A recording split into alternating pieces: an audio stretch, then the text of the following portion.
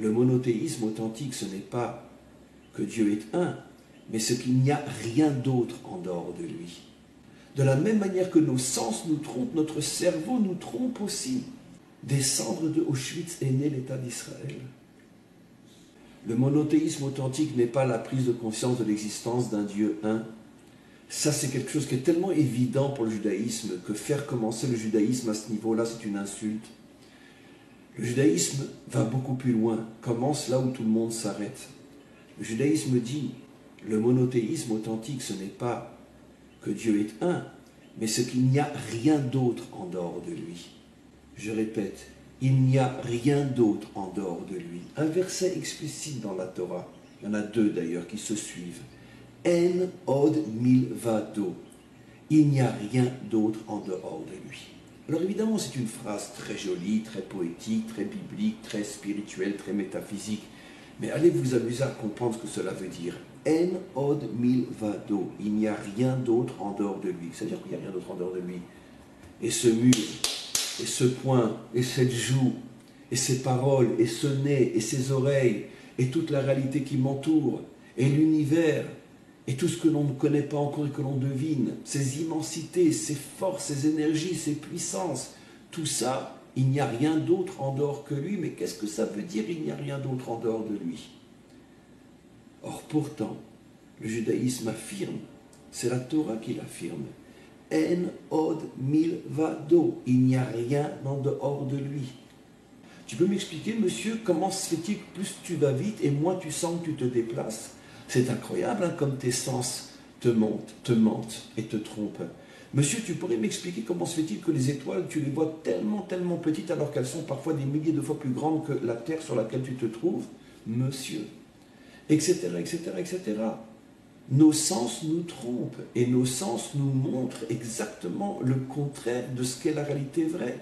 Dans un avion, on va 1000 fois plus vite qu'à pied, et pourtant on a l'impression 1000 fois moins, on ressent 1000 fois moins le mouvement, etc., etc. Ça veut dire que nos sens véritablement sont des traîtres. Maintenant, ce qui est vrai au niveau de nos sens est vrai aussi au niveau de notre cerveau. De la même manière que nos sens nous trompent, notre cerveau nous trompe aussi.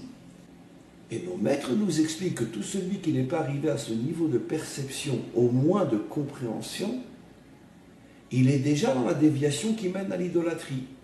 Comment? Mais c'est évident. Parce qu'à partir du moment où tu donnes une réalité réelle à autre chose que le maître du monde, c'est le commencement de toutes les déviations qui vont t'amener après à la croyance dans les intermédiaires, dans les forces intermédiaires, dans etc., etc., jusqu'à finalement le culte de l'intermédiaire. Mais à partir du moment où tu sais que rien n'existe en dehors de lui, comment tu peux donner du crédit, comment tu peux donner du sérieux, comment tu peux rendre un culte, comment tu peux te tourner vers autre que lui?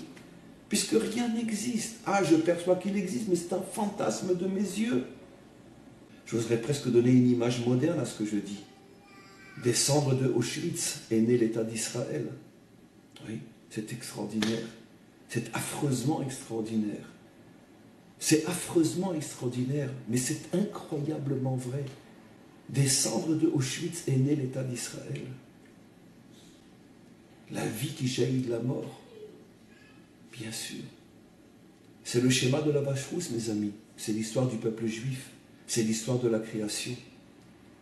Mais quoi qu'il en soit, moi, qui reçois maintenant ces cendres sur moi et qui sors de mon état de mort, je dois me rappeler que finalement, je n'existe que grâce à l'anéantissement de la véritable existence, qui est la vache rousse par rapport à ses cendres, qui est la lumière infinie d'Hachem par rapport à la lumière finie d'Hachem. Mais c'est ça le but final de toute la Torah. Et c'est pour ça, encore une fois, qu'un juif a la nuque raide, dans le sens positif du terme. Il ne peut baisser la tête devant personne. Mais personne ne peut l'impressionner.